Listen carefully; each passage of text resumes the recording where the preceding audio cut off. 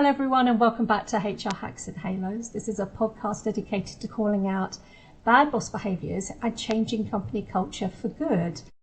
So today I'm really excited because I've got a colleague with me, an ex-colleague, Kevin Antao, and he and I worked together in the capacity of doing some HR transformation and systems implementation at Amnesty a number of years ago now. So Kevin, welcome so much for coming and agreeing to come on to the podcast. It's really lovely to have you here.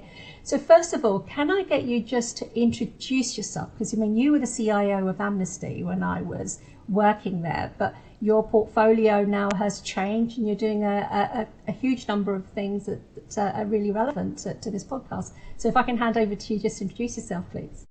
Yeah, sure. And hi, Jivan. Hi, everyone listening into the podcast. Real pleasure. Really nice to see you and catch up after many years. It's been a while, hasn't it? Yeah. Yeah, it's amazing how time flies by.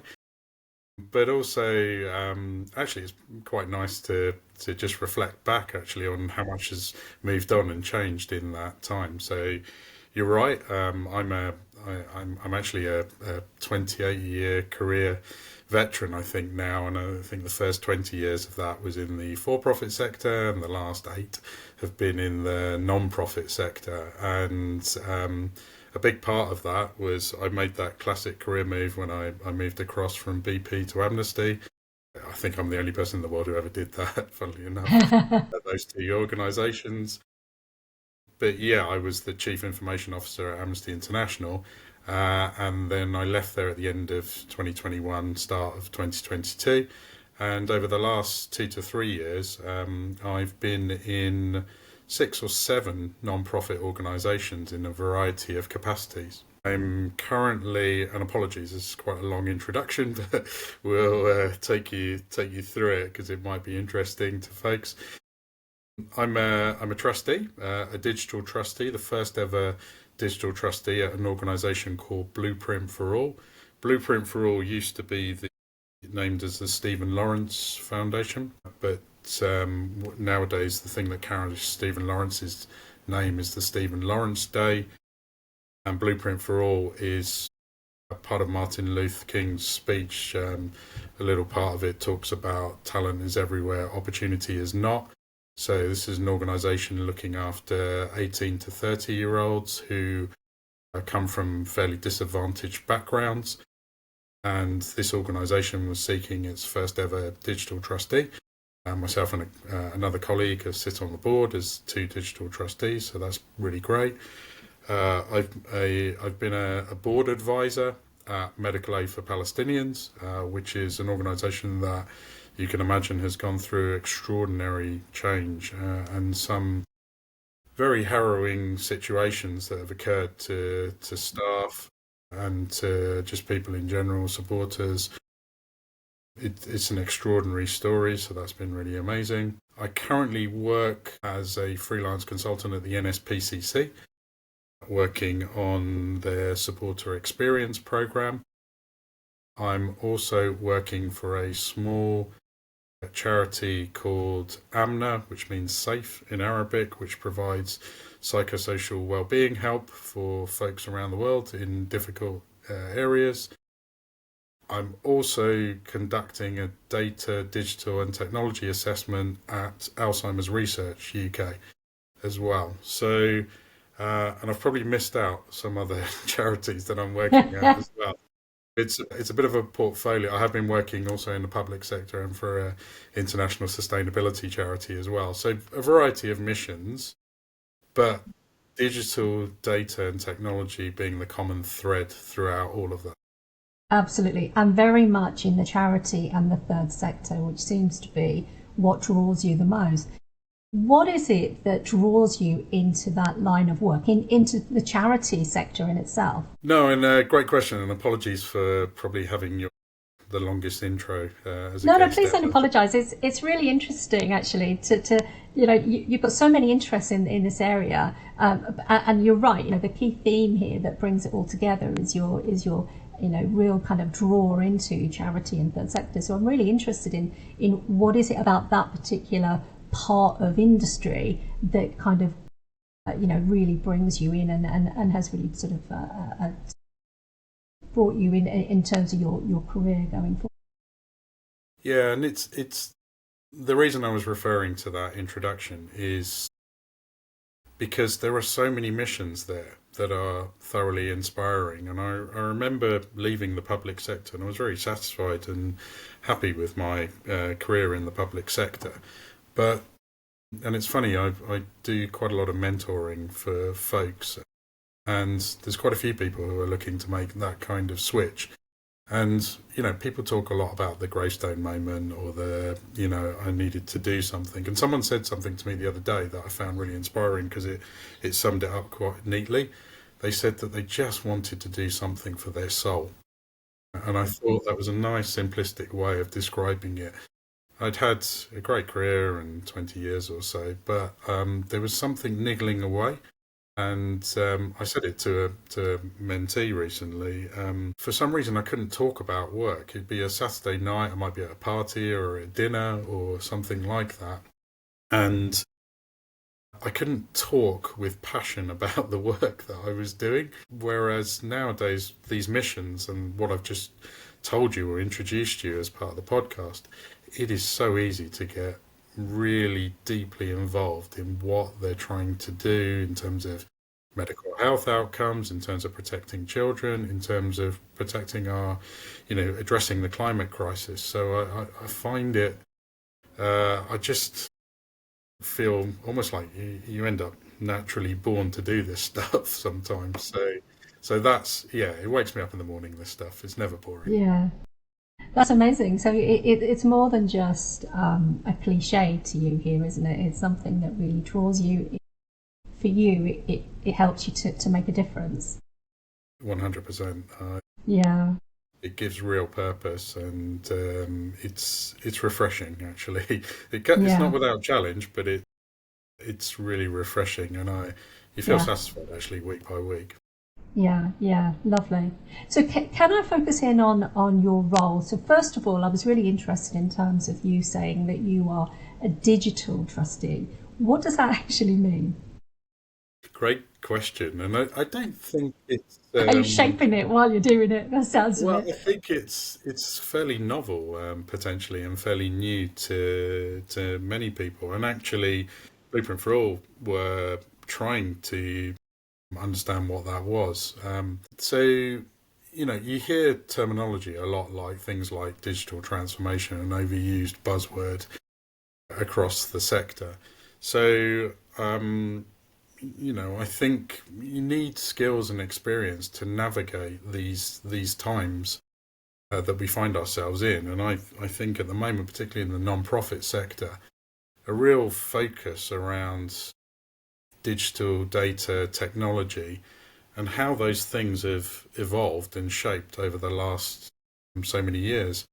I was actually talking to someone the other day where we were talking about technology as a department.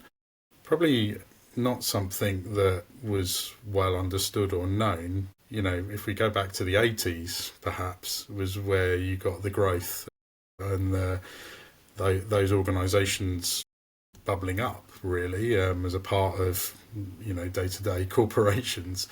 And then think about, I think Facebook's, 20 plus years now old. So when we think about digital teams and how they evolved over the last couple of decades, and then really in recent times, and probably even earlier, because I was working on some of this even when I was over at PP, but the importance of data and the skills and capability and what we needed around that. So it's been quite these are all new and novel places. So when you ask the question, what do you think is a digital trustee? It's a little bit of all of that, or trying to cover all of that. And, there's almost like an offensive and defensive position. The defensive position, often we talk about cybersecurity, or we talk about fundraising regulation rules or compliance rules that we need to adhere to, or, ensuring that we got, positive workplaces. as well as the almost like the offensive plays at the moment of, well, how are we going to leverage that horrible thing that everyone's talking about called AI, or how are we going to get the insight and really deepen our connections with our our supporters and our audiences, and compete not with charities but with just the fight for attention across the modern world. So it's a bit of a jack of all trades across quite a wide area, but that's great in terms of what that role might be.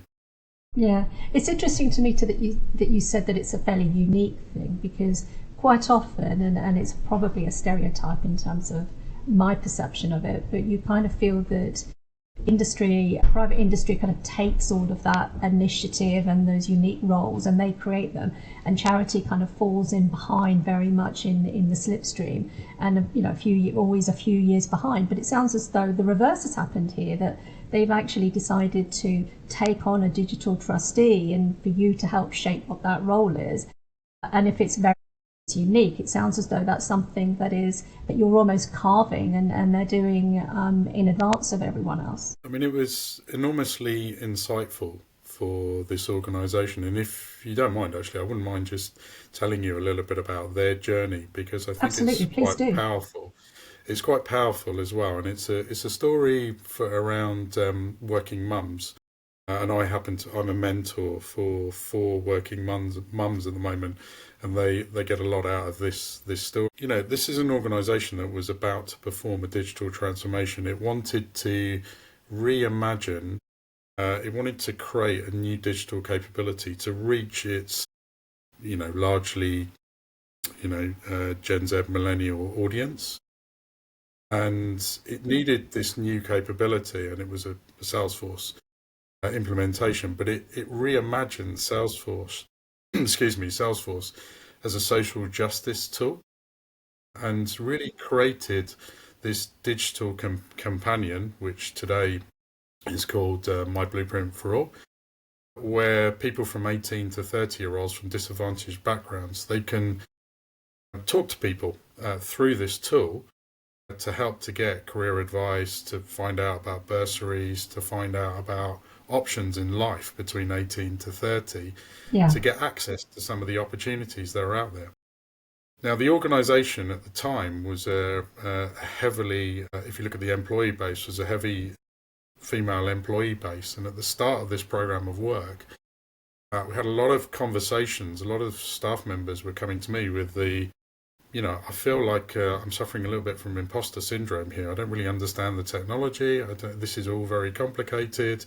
This is all, very difficult. I don't know what they're going to run this using methodology called Agile that I don't really understand. And I've got to do these 2 weekly sprints and retrospectives and stand-ups. So there was a lot of language that was quite confusing.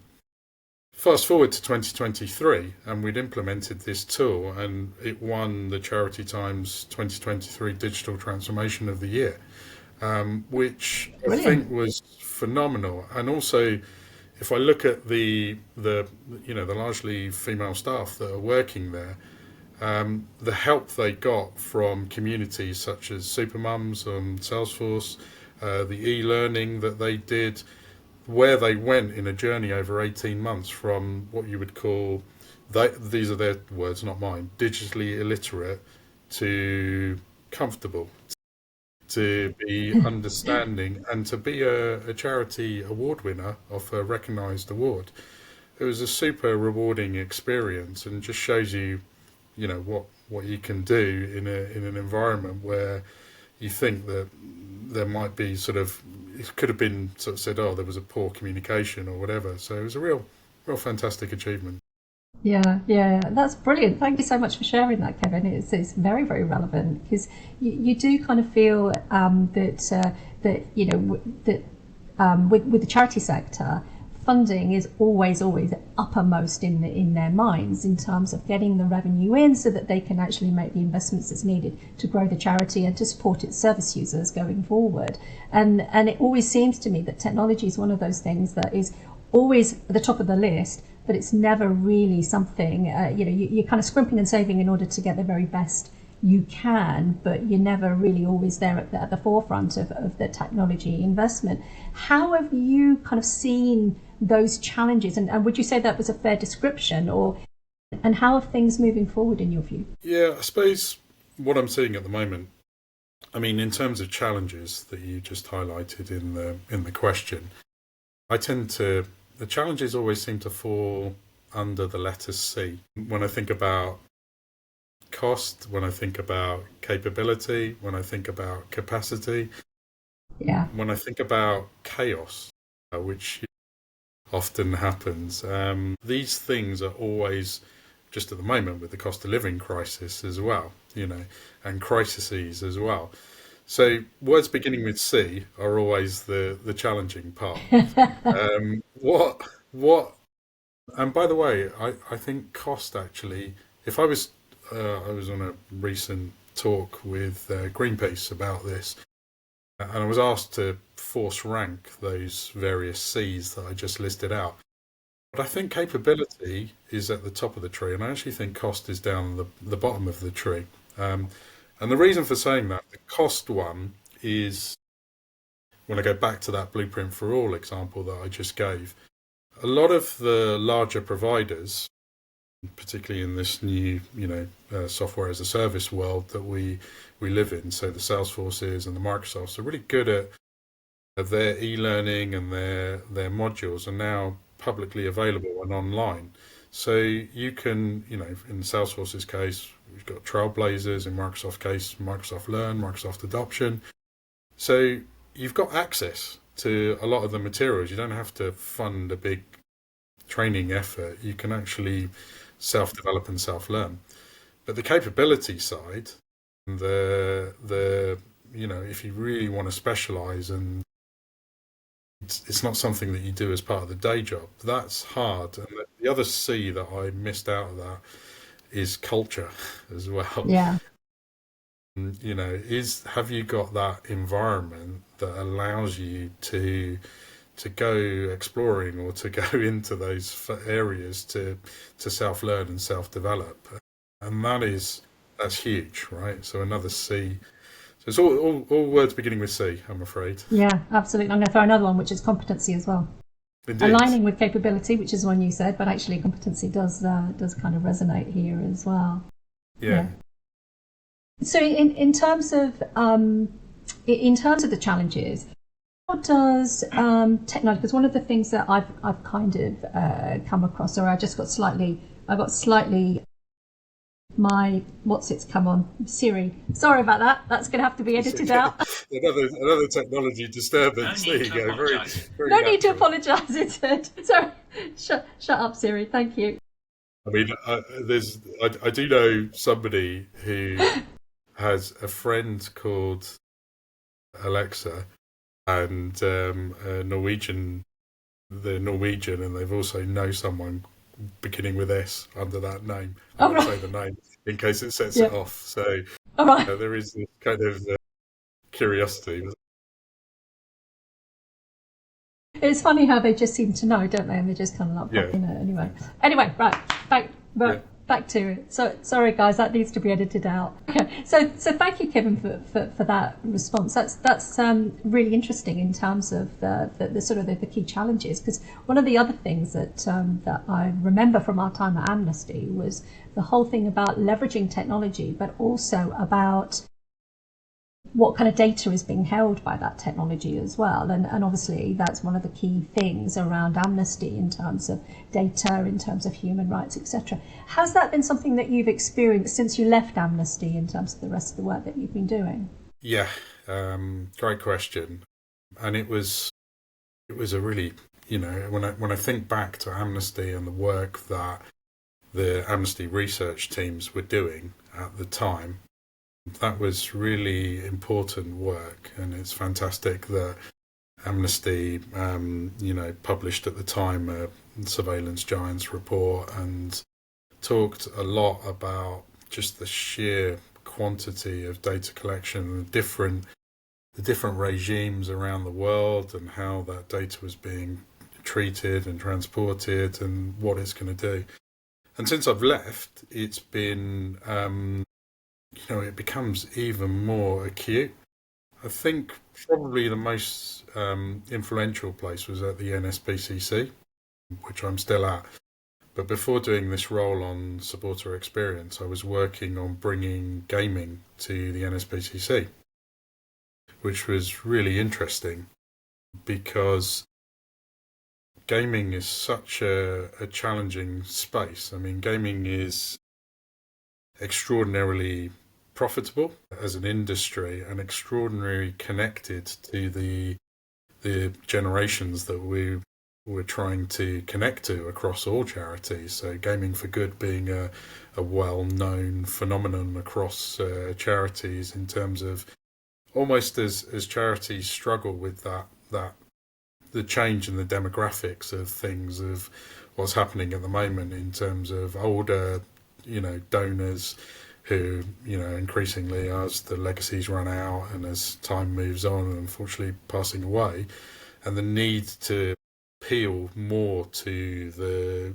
Gen Z and millennials of this world with a different kind of proposition and to meet them in the spaces which they are. And gaming is, if you take movies, TV, and film and add up the revenues across those three, it doesn't make anywhere near what gaming makes. And I think when we think of gaming, we think of, Call of Duty or some kind of game title, but we forget about Sudoku and mums playing things like that in those kind of games and those casual games. So it's a really important medium. I think what is really shown to me is as part of that work, I had to appear on a couple of Twitch live streams. We had to open up and do a lot of kind of content moderation and working in real time. And it exposed me to a lot of artificial intelligence tools, for example, that are used by parents, for example, to how do you keep your child safe in an online world nowadays. And so, a lot of the things that we saw, that we talked a lot about amnesty, I'm seeing a lot in my career going forward, and how do you keep people safe in real time? It's a real challenge. And how do you anticipate that the industry is going to be able to get over that? Because this is not a new phenomenon. It's been talked about for a while. It's been talked about in the context of teenagers who have experienced all sorts of online bullying. It's been talked about in the context of data, and now they're talking about in the context of free speech, and Instagram now opening up these teen-only accounts. It just seems to be that it is this huge problem that no one really understands how best to put their arms around it in order to deal with that. I mean, since leaving Amnesty as well, I've seen good and bad things, and I think, I try to take quite a pragmatic approach, because there's probably a spectrum, and at either end of the spectrum there are those that are advocating for a ban on certain things, or those that are embracing those things. And you could argue in the debate, for example, around AI, is it friend or foe in these situations? It's a tough one to answer. What is clear is we have a role. So if I think about some of the charities and organisations that I've worked for, some of these charities are 150 years old, and have been working in society trying to, protect children, deal with climate change, uphold human rights. Okay, they have a rich institutional memory and advisory capability to society as a whole. And actually, what we need to make sure is happening is that their insight is built into the solutions that we're coming in with. Perhaps probably the most powerful moment for me recently was this was in the previous administration here in the UK, when we had the AI summit here in the UK called by the previous government. And what was really noticeable was that at the top table of that summit, the non-profit sector the third sector was almost not invited. There were secondary meetings that had happened. But Yeah. how do we get our voice into those spaces? And I commend some of the large tech companies that are sort of advocating on our behalf a little bit. But yeah, that's the work I think that we've got to do. We've got to get our voice out, and we've got to hard code it into the solutions that are being built. Yeah, yeah. And that's really interesting because you're right. I mean, it is a huge problem that needs to be resolved, and it takes everyone working together in order to do that. But as you say, it is about having a voice, and there are no easy solutions to it, particularly when there are greater arguments around things like free speech, and whether you believe in, whether you buy into that or not, that's a different issue here. But certainly, in terms of having a voice, in order to be able to make sure that the people who can do something about it are actually listening. That's interesting. I didn't realise that the third sector and charities were not represented in that summit, because ultimately it is the consequences of a lot of what's happening at AI. You're right, in terms of the implications and the consequences of how technology is moving, and it impacts the young people who are then going to go forward into the workplace. And I find that quite interesting. So anything that you're doing in terms of raising your voice to make sure that we're on those summit, I think is absolutely the right thing to be doing. So I think that's great. I mean, it's also quite revolutionary for our technology community as well, because if you think about this, lots of technologists have had a history of coming from backgrounds where they were looking after physical servers, and they were very kind of technically minded and talking about infrastructure and networks and bits and pieces. And all of a sudden, we've been sort of thrust into this space where we've got to talk about social justice and the implications of the tool, and transparency and accountability and the ethics behind the tools and solutions that we're building. So it's been a real revolution for just the technology community themselves as guardians of what is right and wrong in many cases. So it's powerful on so many dimensions, this, but exciting times, I guess. Yeah, absolutely. But let's move on, because I think this is quite an interesting segue in terms of culture and how third sector and charities kind of have overcome some of the recent kind of scandals and things that they've kind of been experienced in. Because I remember a few years back, there was this whole issue around senior members of staff within some of the very, very big name organisations. I won't name them, but I think we both know who they are. And the implications of that, when it came into, when it was then exposed, was that it actually detracted, and people were unwilling, therefore, to start, keeping their funding, and there was an awful lot of change. Was that just a one-off, or is there, in your view, have you kind of like experienced it, or what you've heard in terms of the role that you play, is that just a one-off, or is there a kind of underlying phenomena here? I mean, they're quite extraordinary. I still reflect on the types of events that I believe that you're referring to, and there were extraordinary serious allegations to missions that you actually thought that was part of the work that they were meant to be preventing against. So from the outside view, I can imagine emotions running really high in terms of how damaging those events could be. Have things changed and moved on? I'm probably an optimist at heart, so I believe that I think we've got better processes and better, particular organisations, for example, there might be a focus on safeguarding rules or procedures and practices, and have really become strong leaders in the thing that they suffered from in that space. I think the role of technology has been interesting. I think in terms of technology trying to facilitate a healthier and more inclusive workplace, for example, we spend a lot of time with tools nowadays that have really enhanced the transparency of the work that we're doing. They bring all kinds of people into the workforce that were probably excluded beforehand. I know, for example, with your background as well, and HR processes, I feel like I'm having so many conversations about automation or recruitment processes and how to eliminate bias and what tools can we use. Yeah. So we've got lots of capabilities to address some of these things that can result in some of the very serious events that we saw before. So I'm going to take an optimistic view and say that we can certainly address those things, whether we have holistically. Yeah.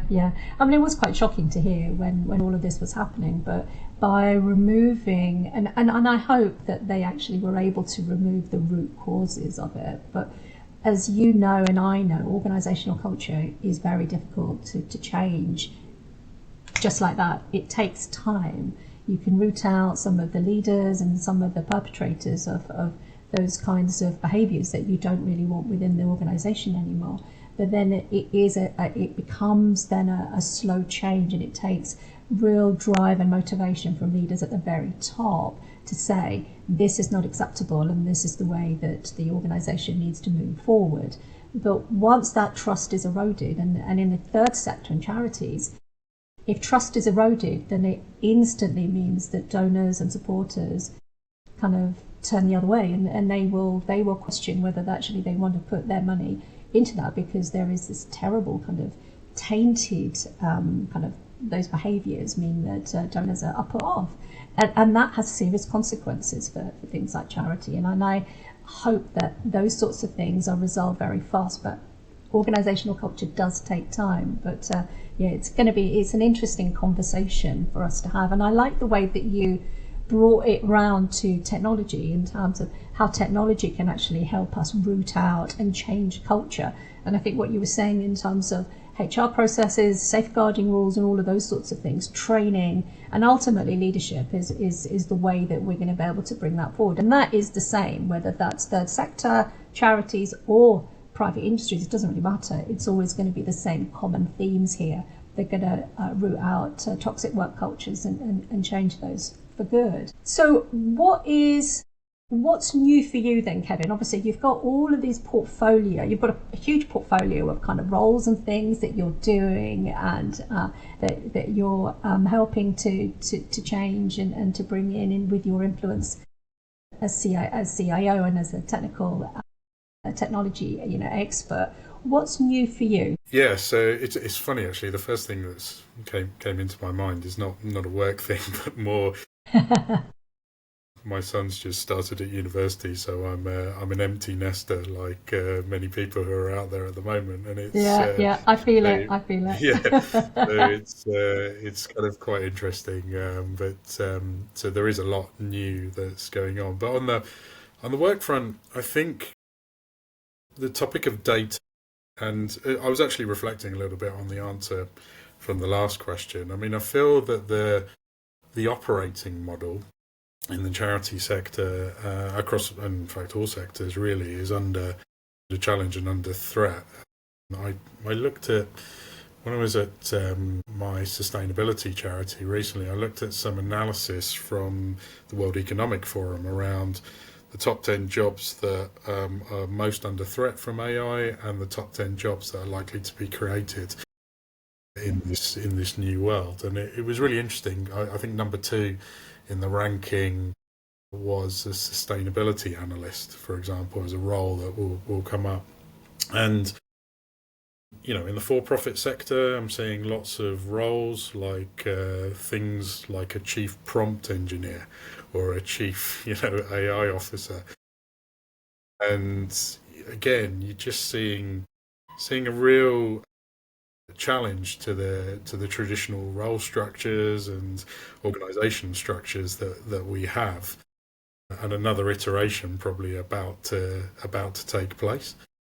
And what that means is, for people like myself who are able to operate on sort of freelancers, it's an incredible time. The demand in the market, I mean, yes, there is I feel actually it's a little bit more acute, the two ends of the spectrum.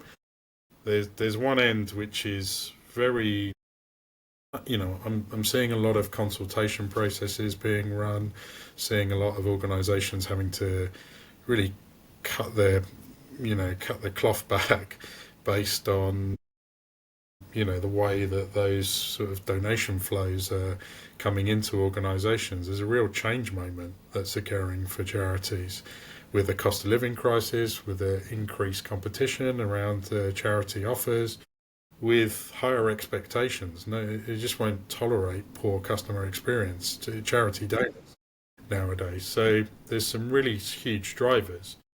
But I'm also seeing an extraordinary land of opportunity. A lot of it stems from data, because you can't have good IR haven't got your data sorted. I work very closely with Salesforce, and I just love the work they're doing around, Agent Force is a new capability, which really is that moment where this capability will talk directly to your supporters.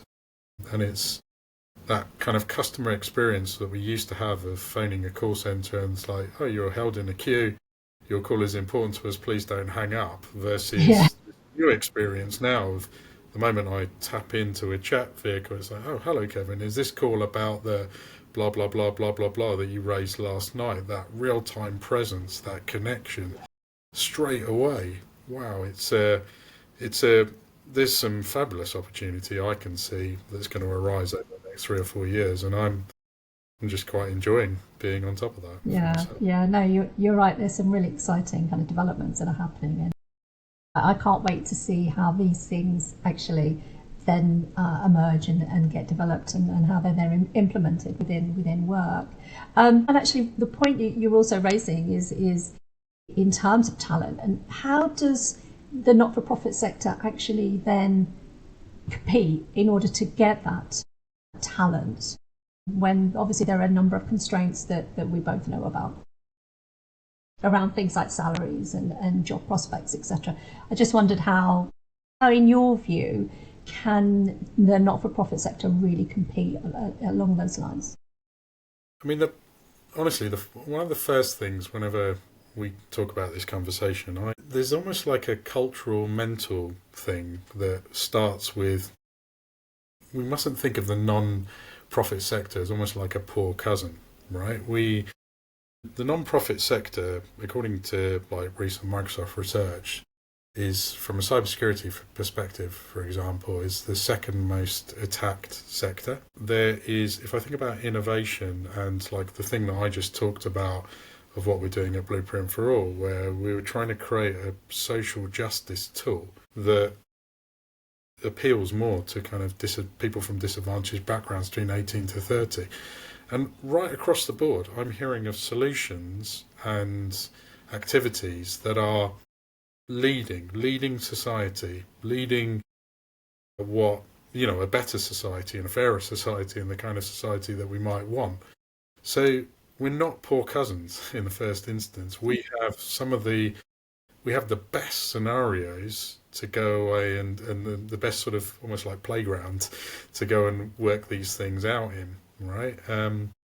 Secondly, we need some space. We need to be given the opportunity to address those issues, those spaces. And I love the 70-20-10 frameworks. We're trying to do this at Amnesty, where we're saying, 70% of the time you're learning on the job experience, 20% of the time you're sort of developing your network and your exposure and trying to work with other people, and 10% of the time was that learning time. And actually, when you correlated that down in a week, you'd find a couple of hours where you're doing that learning. And learning through doing, I think the more we can create that space for people to innovate, the better, right? We would often block out diaries on a Thursday afternoon or a Friday morning for exactly that work, to just look at the tools and the capability that we've got, actually, we have got available to. So that's where I think we've got to create the space, because it's not a cost problem. I think we've got capability, but it just needs to be allowed to flourish. And that's my key thing. Yeah, yeah, and that's a really lovely point to leave. It sounds as though, Kevin, voices such as yourself and other people that I've kind of invited onto the podcast from the not-for-profit sector, I think together you really do put forward a really strong case that the third sector and the not-for-profit sector is actually a huge place of opportunity for talent, for people to grow their careers and to see how you can actually use the resources that are available to really create something that's different for the communities and the service users that you have. So yes, it's been a really fantastic sort of half an hour talking to you. I really appreciate your time that you've given me today, Kevin.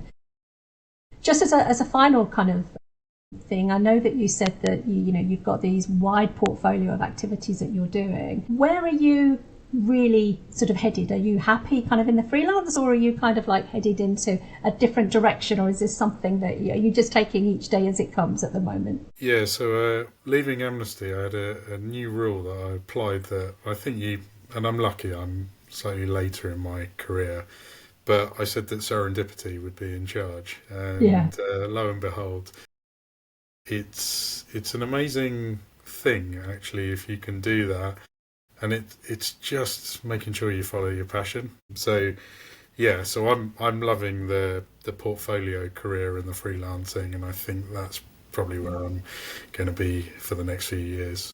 Brilliant, brilliant, and I can hear the passion in your voice as you talk about it. So Kevin, thank you again. It's been an absolute pleasure. Thank you, Jivan. Thank you all. Right, so let me just stop recording.